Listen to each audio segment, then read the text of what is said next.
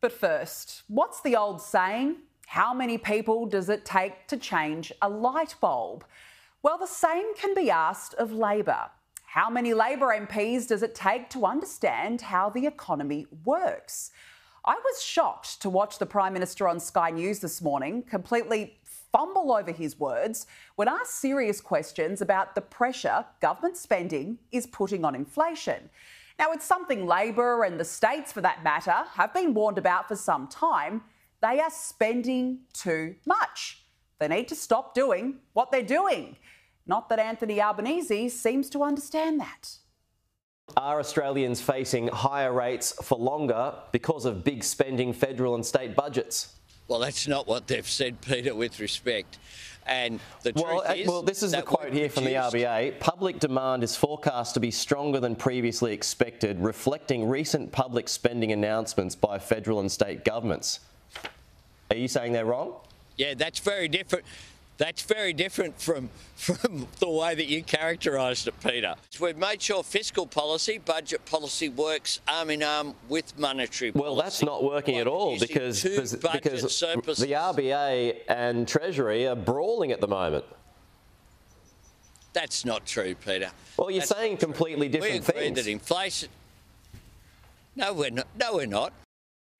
Well, that's not what the Reserve Bank thinks. In its statement on monetary policy, it says public demand is forecast to be stronger than previously expected, reflecting recent public spending announcements by federal and state governments.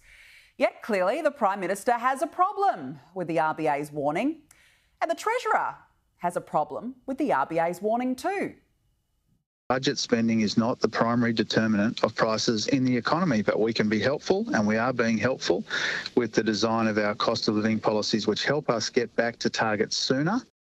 As I said, how many Labor MPs does it take to understand basic economics? The RBA Governor, Michelle Bullock, said it would take 2 years to bring inflation down to where it should be.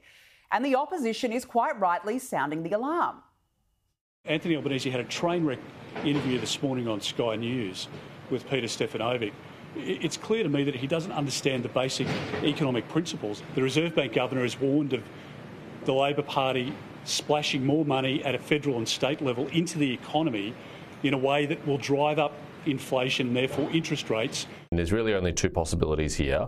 One is that the Prime Minister doesn't understand what he's talking about, and that is a possibility because this is a bloke that's often not across the detail, or he was trying to willfully mislead you and your viewers.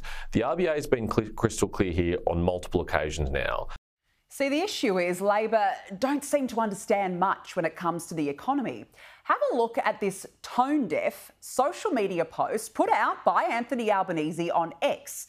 It says, "New album just dropped," with a photo, as you can see, imitating the So Fresh Australian compilation CD series. The cover reads, "So helpful, cost of living relief, winter 2024.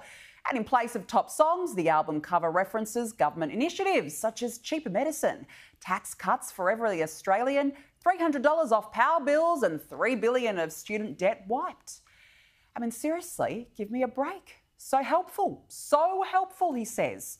More like, so out of touch. He still has not seemed to quite grasp that cost of living is no laughing matter. It's no joke. The rental crisis is no joke. Bills through the roof, no joke. The cost of petrol or groceries, no joke, and I could go on and on. Who is actually in charge of this country? Apparently it's DJ Albo. Oh, and also, of course, inflation. And if the PM's social media post wasn't bad enough, it's been hit with community notes by X, which means the post contained untruths. He has been called out for publicly lying. It says many of the policies cited do not fully come into effect until much later than winter 2024. E.g., paid prac for students doesn't start until July 2025. Paid parental leave will be phased in by 2026, and only $75 of the $300 power bill relief will be paid by winter 2024. So this is clearly not the album review DJ Albo was hoping for. He has been done for misinformation by X. His latest album has been a flop. though you won't see homegrown inflation on his album cover. As Simon Benson writes in The Australian today, the best analogy I've heard to describe the politics now driving the inflation debate is of the man who is told by his doctor to lose weight. Instead of cutting back on the carbs, the patient simply changes the scales. So maybe DJ Albo's next album drop could be called Inflation Station, because that is a big hit for Labor.